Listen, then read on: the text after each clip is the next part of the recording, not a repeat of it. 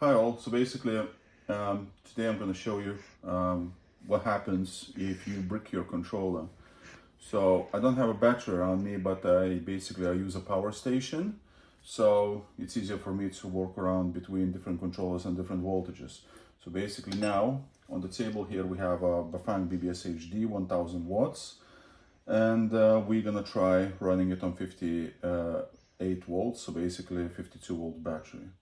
So now the power is live, and basically if we switch on the display, it should give us an error 30, if I'm correct. Yeah, so as you all can see, it gives us an error 30.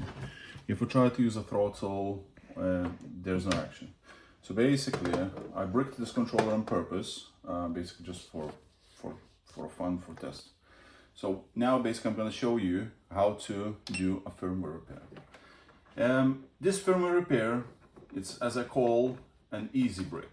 So basically, if it's just a small error, this can work. Sometimes, basically, if you get a hard brick, you need the Bafang special tools. So in here, as you can see, I have a programming tool connected to the computer.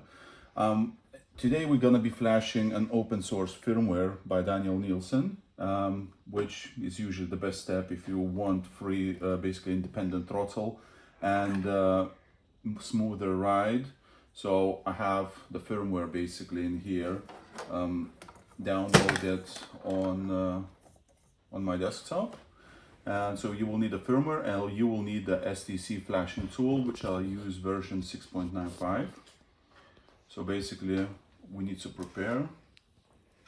So when you open up STC tool, yeah, it might look hard, but basically to flash Daniel's firmware, there's all the instructions on his website.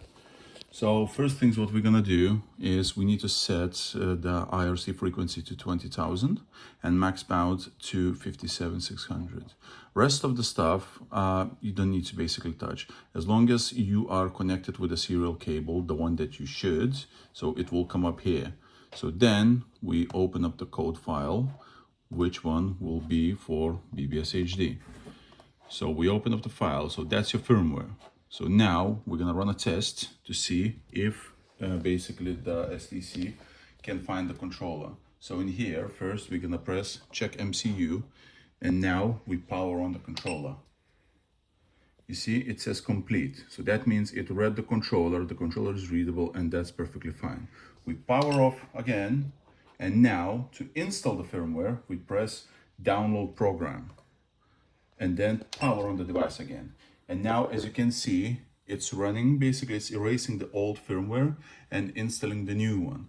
So once this is all done, if it's complete, you're gonna basically won't get any errors. So just wait basically for a second until it's done.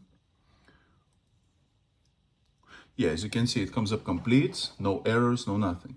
So now, basically what we do, we power on the device, power off the device, wait for a few seconds, and basically then just press on. Because the programming cable is still connected, it works as a power on switch. So basically now the motor is live and it's running. So I won't be connecting the display at this point. I'm just gonna basically run it like that, and then I'll show you with the display. So as you can see, as soon as I touch the throttle, the motor runs perfectly well.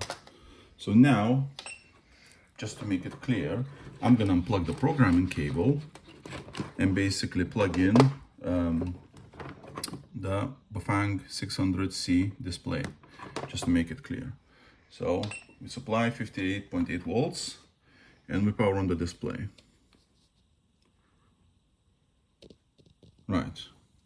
And we take the throttle, and as you can see on the display, no more errors coming. So that's all.